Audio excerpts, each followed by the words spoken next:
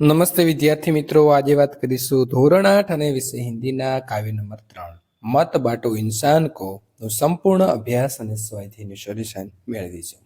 એ પહેલા ચેનલની અંદર પ્રથમ વખત આવ્યા છો તો મિત્રો ચેનલને ખાસ સબસ્ક્રાઇબ કરી લેવી। अभ्यास प्रश्न नंबर 1, प्रश्न के उत्तर दीजिए। प्रश्न नंबर 1, इंसान को बांटने का क्या अर्थ है? इंसान को बांटने का अर्थ है सभी मनुष्य को समान दृष्टि से न देखना। आज ऊंच नीच, जाति पाति, गोरा काला आदि भेद कर लोगों में अलगाव की भावना पैदा कर दी गई है। सभी मनुष्य के रक्त में एक जैसी लालिमा तथा इनमें एक जैसी भावनाओं की अनदेखी कर केवल उनके बाहरी स्वरूप पर ध्यान दिया गया है। इस प्रकार इंसान का बंटवारा किया गया है। प्रश्न नंबर 2, लोगों ने भगवान को किस प्रकार बांट लिया है?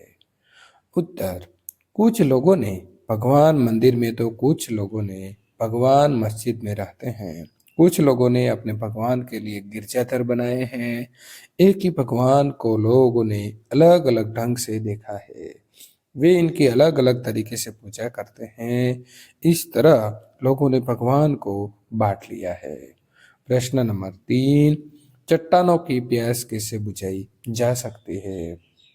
चट्टान का अर्थ है वे लोग जो भेदभाव की जुल्म सहते सहते पत्थर जैसे कठोर हो गए हैं। हमें इन लोगों के साथ समानता का व्यवहार करना है, उन्हें भी अपनत्व प्रदान करना है। इस प्रकार प्यार का शीतल जल देकर चट्टानों की प्यास बुझाई जा सकती है। प्रश्न नंबर 2, इस काव्य को आरोह अवरोह के साथ गाइए तथा समूह गान कीजिए। टिप्पणी, टेप रिकॉर्ड या सीडी पर इस काव्य को सुनाइए, फिर लय ताल का ध्यान रखते हुए इसके गाइए। कक्षा में सभी छात्र मिलकर उसका समूह गान करें। प्रश्न नंबर 3, निम्नलिखित काव्य पंक्तियों का भावार्थ बताइए। अभी राह तो शुरू हुई है, मंजिल बैठी दूर है, उजियाला महलों में बंदी, हर दीपक मजबूर है। उत्तर आएगा, दुनिया में समानता की भावना फैलने की अभी तो शुरुआत हुई है। समानता का भाव पूरी तरह फैलने में अभी देर है। इसके लिए अभी बहुत प्रयत्न करने पड़ेंगे। बिजली की रोशनी अभी केवल महलों धनी लोगों के घरों में ही है। गरीबों के घरों में अब भी दीपक ही जल रहे हैं। अब बात करेंगे मत बांटो इंसान को स्वाध्याय के प्रश्नों की। प्रश्न नंबर 1, प्रश्नों के उत्तर लिखिए। प्रश्न नंबर 1, कविता के अनुसार अब तक किन चीजों का बंटवारा हो चुका है? कविता के अनुसार अब तक मंदिर, मस्जिद और गिरजाघर आदि के रूपों में भगवान का बंटवारा हो चुका है। इसी तरह भिन्न भिन्न देशों के रूप में धरती और सागर भी बांट लिए गए हैं। प्रश्न नंबर 2, किसकी मुस्कान को कोई रोक नहीं पाएगा? उत्तर आएगा, सर्वत्र समानता का भाव फैलने पर लोगों में परस्पर अपनत्व की खुशी होगी, तब कोई किसी पर जुल्म कर उसकी मुस्कान को रोक नहीं पाएगा, अर्थात नष्ट नहीं कर सकेगा। प्रश्न नंबर 3, हरी भरी धरती को कौन सी परिस्थितियां रेगिस्तान में बदल सकती हैं? उत्तर आएगा, वर्षा के लगातार अभाव और भूकंप के तेज झटके से धरती की हरियाली नष्ट कर सकते हैं। प्रकृति के ये रौद्र रूप हरी भरी धरती को रेगिस्तान में बदल सकते हैं। प्रश्न नंबर 4, उजाले को बंदी बनाने का क्या अर्थ है? तो उत्तर आएगा, उजाले को बंदी बनाने का अर्थ है उसे अपने अधिकार में रखना। इसीलिए बिजली की रोशनी अभी धनवानों के घरों में ही दिखाई देती है, गरीबों की झोपड़ियों में नहीं। प्रश्न नंबर 5, यह कविता हमें क्या संदेश देती है? तो उत्तर, यह कविता विश्व में लोगों को सभी तरह के भेदभाव भूलकर मेल मिलाप से रहने की सीख देती है।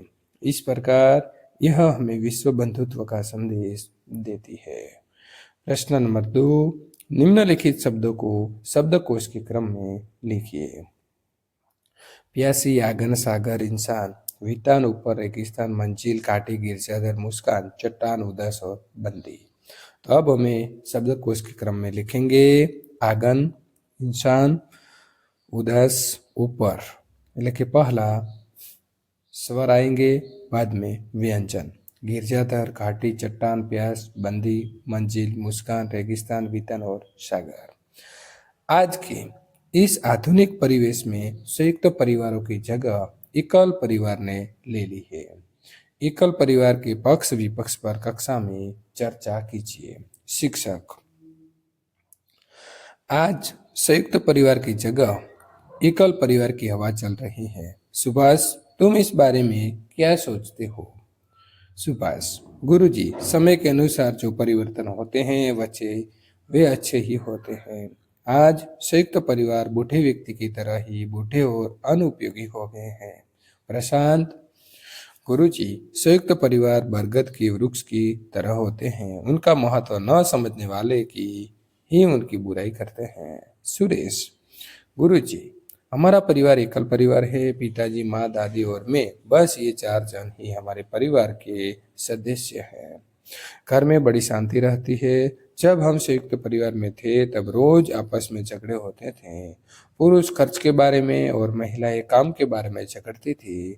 हम शांति से पढ़ भी नहीं सकते थे, इसीलिए मैं तो एकल परिवार ही पसंद करता हूँ। कमल, गुरुजी, मैं भी प्रशांत की बात का समर्थन करता हूँ। जब मेरी माँ बीमार हो जाती है तब मुझे बहुत काम करना पड़ता है। डेढ़ खाकर ही काम चलाना पड़ता है। पिताजी शाम को आते हैं तब खिचड़ी बनती है। यदि संयुक्त परिवार होता तो दादी या चाची के हाथ का खाना हमें मिल सकता था।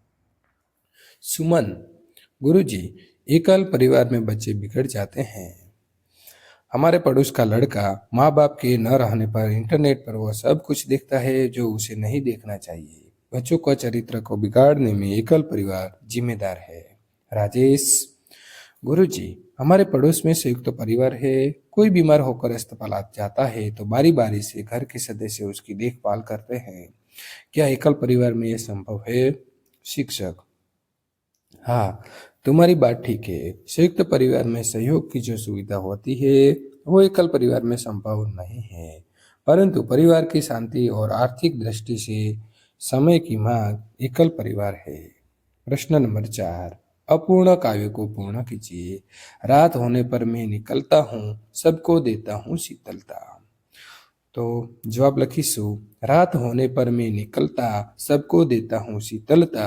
मुझे देख सबके दिल बहलते, बच्चे मुझे पाने को मचलते। सब कहते हैं मुझको मामा, हर बालक है मेरा भांजा।